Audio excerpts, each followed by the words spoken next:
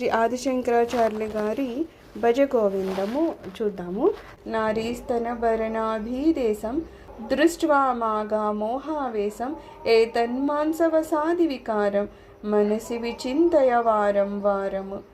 ఇక్కడ యువతి యువకులు ఒక సమయానికి వచ్చేసరికి ఏమవుతుంది, వాళ్ళ దృష్టి విహారాల మీద, లేకపోతే ఇక్కడ ఏమంటున్నారు, శరీరానికి అంత ప్రాముఖ్యత ఇవ్వడానికి ఏ శరీరం అయితే అబ్బాయి ఎంత అందంగా ఉందో, లేకపోతే ఆ శరీరం లేకపోతే ఈ శరీరము జీవించి ఉండలేదు అని అనుకుంటున్నావో, అలాంటి ఆ శరీరాలు ఏవైతే ఉన్నాయో అవి నిజంగా శాశ్వతంగా ఉండిపోయావా? కాదు కదా.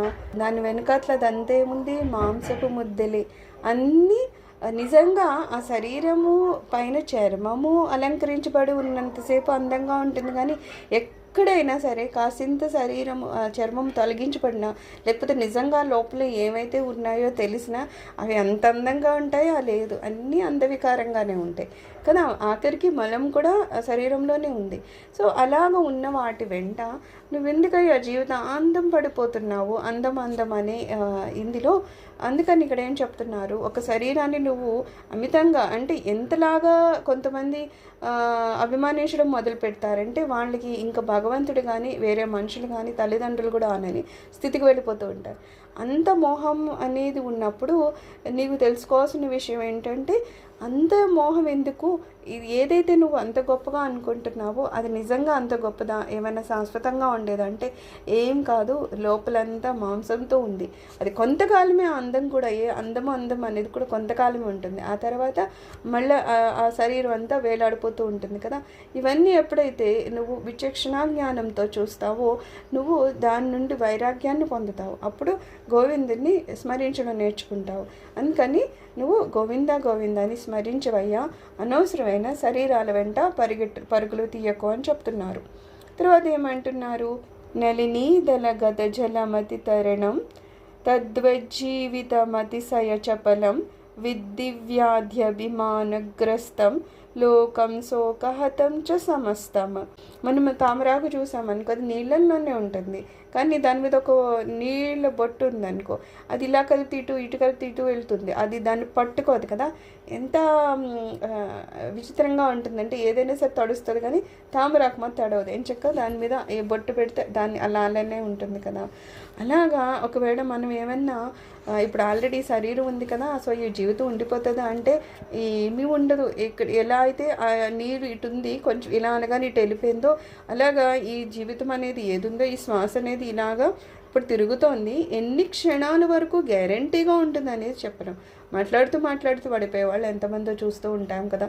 అందుకని ఎంత చంచలమైనది మన జీవితము కదా. అది తక్కువ జీవితకాలం ఉన్నా సరే మనకి ఉన్నంత సమయంలో కూడా ఎంత చంచలంగా మనిషి ఉంటాడంటే, వాడికి ఫస్ట్ ఉండేది దురభిమానము. నాకేదో అందం ఉందనో, ఆస్తి ఉందనో, లేకపోతే వయస్సు ఉందనో, లేకపోతే జనం ఉన్నారనో, ఏవో కొన్ని ఉంటాయి. ప్రతిదీ ఏదో దాన్ని పట్టుకొని దాంతో దురభిమానము. ఎందుకంటే అది ఏది ఉందో అది భగవంతుని ప్రసాదం అని తెలుసుకోనంతసేపు మనకి అహంకారమే మన వెంటాడుతూ ఉంటుంది. కాబట్టి ఏం చేస్తాడు, దురభిమానంతో ఉంటాడు. దీంతో సరిపోతుందా? వ్యాధులు ఉంటాయి. ఇందాక చెప్పినట్టు మానసికమైన వ్యాధి అవని, శారీరకమైన వ్యాధి అవని. ఈ వ్యాధులతో దాంట్లోనూ తికమక పడుతూ ఉంటాడు, ఎప్పుడు అశాంతితోనే ఉంటాడు. ఇవి ఏదైతే ఉన్నాయో ఇందాక చెప్పినట్టు ఆస్తవని, అందమవని, జనమవని, వీళ్ళని అందరినీ పోగొట్టుకోకుండా ఉండడానికి ఏ రకంగా మళ్ళా వాటిని మనతో ఉంచుకోవాలో అని ఆయావలో పడి ఇంకా శాంతిగా ఉంటాడు కదా. సో ఏమైనా జీవితం ప్రశాంతంగా ఉంటుందంటే ఏమీ ఉండదు. అందుకని ఏమంటున్నారు, ఇంత చిన్న సమయము జీవితకాలము అది కూడా ఎంతో చంచలంగా ఉంటుంది.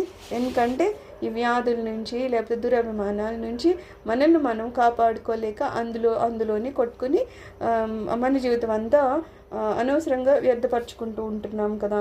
అందుకని ఏం తెలుసుకోవాలి, ఇక్కడ ఉన్నంతసేపు శోకమే తప్పితే ప్రశాంతత అనేది ఉండదు. భావసాగరంలోనే ఉండి కొట్టుకుంటున్నంతసేపు మనకి శోకమే తప్పితే ఎటువంటి శాంతి ఉండదు. అందుకని ఏం చేయాలి, భావసాగరం నుంచి పైకి రావాలంటే ఎలాగో అంటే గోవిందాన్ని స్మరించి అంటున్నారు. ఒక్క స్మరణ చేస్తే ఏమవుతుందట, ఈ సాగరంలో నుండి బయటికి వచ్చి అప్పుడు ప్రశాంతమైన జీవితాన్ని మనం పొందుతామంట. అందుకని అదేంటనేది తెలుసుకో అంటున్నారు. తర్వాత ఏమంటున్నారు, సురమందిర తరుమూల నివాస శయ్యాభూతల మజినం వాస సర్వ పరిగ్రహ భోగత్యాగ కస్య సుఖం న కరోతి విరాగ. ఒక ఆయన ఉన్నాడంట, ఆయన అన్నీ వదిలేసి ఒక గుడిలో ఏదో చెట్టు కిందే పడుకున్నారు, చెట్టు కింద ఉంటున్నారు, చెట్టు కిందే పడుకుంటున్నారు. ఆయన దగ్గర ఏమి పడుకోవడానికి మంచాలు అవి ఏం లేవు, నేల మీద పడుకుంటున్నారు. అలాగే పెద్దగా బట్టలు కూడా ఏం లేవు, ఏదో తోళ్ళేవో దొరుకుతుంటే అయ్యే కట్టుకుని ఉంటున్నారు. అలాగే ఎవరిని ఇస్తే మనం చెప్పుకున్నాం కదా, భిక్ష కూడా ఏదో ఉంటాయన్నమాట. వీళ్ళు వెళ్ళి అడగడం అది ఏముండదు, ఎవరో ఏదో ఇస్తే తీసుకోవడం తప్పితే పెద్దగా వాళ్ళు ఎవరిని ఏమి అడగరు. అలాగే భోగాలు ఖచ్చితంగా ఆయన ఇవన్నీ చేయట్లేదంటే భోగం కూడా ఆయన ఏమీ అనుభవించట్లేదు. ఒకవేళ అలా ఉంటే కనుక ఏమంటున్నారు, అది అంత వైరాగ్యం ఉంటే ఇంకా అందులో దుఃఖం ఎక్కడి నుంచి ఉంది అంటున్నారు. ఒక వ్యక్తి చెట్టు కిందే ఉంటున్నాడు కాబట్టి అతనికి ఏమన్నా ఇల్లు ఉండాలనే ఒక ప్రయాసం ఉందా? లేదు. అలాగే నేలపై నిద్రపోతున్నాడు. సో నిద్రపోతున్నప్పుడు మనకి అలాగా ఏదో మంచం ఉండాలి, లేకపోతే ఇంట్లో ఫ్యాన్ బయట ఉన్నప్పుడు ఫ్యాన్లు ఏసీలు అవి ఉంటాయి, ఏమి ఉండవు. అలాగే బట్టలు, రంగురంగుల బట్టలు, మహా అందమైన బట్టలు, ఇవన్నీ ఏంటి లౌకికంగా ఉన్నప్పుడు మనకి ఇవన్నీ కావాలనే వాటిలో ఆశలతో కూడిన అశాంతి ఉంటుంది. కానీ ఎవరైతే ఇవన్నీ వద్దనుకొని ఏమంటున్నారు, ఎవరేది ఇస్తే అది తీసుకొని అంతే, మళ్ళీ వాళ్ళు ఏదో ఇంకా ఏదో కావాలని ఆశించడమో, వెళ్ళి భిక్ష అడగడమో ఇలా ఏమీ లేదు. ఎక్కడున్నారో అక్కడే ఉన్నారు, కేవలం గోవిందనామం చేసుకుంటున్నారు, ఆయన పని ఆయన చేసుకుంటూ ఉన్నారు కదా. అలా ఉండే వాళ్ళకి ఇంకా అశాంతి అనేది ఎక్కడి నుంచి వస్తుంది, శాంతి ఎక్కడి నుంచి దూరం అవుతుంది, ఏమవ్వదు కదా. అందుకని ఏమంటున్నారు, వైరాగ్యం ఎక్కడుందో వాళ్ళ నుంచి సుఖాన్ని ఎవరైనా దూరం చేయగలరా? ఏమి దూరం చేయలేరు. సో ముందు కావాల్సింది ఏంటంటే వైరాగ్యము. అన్నీ ఇది కావాలి అని కాకుండా ఇది వద్దులే అనుకున్నప్పుడు మనకి పరమ సుఖం దొరుకుతుందంట.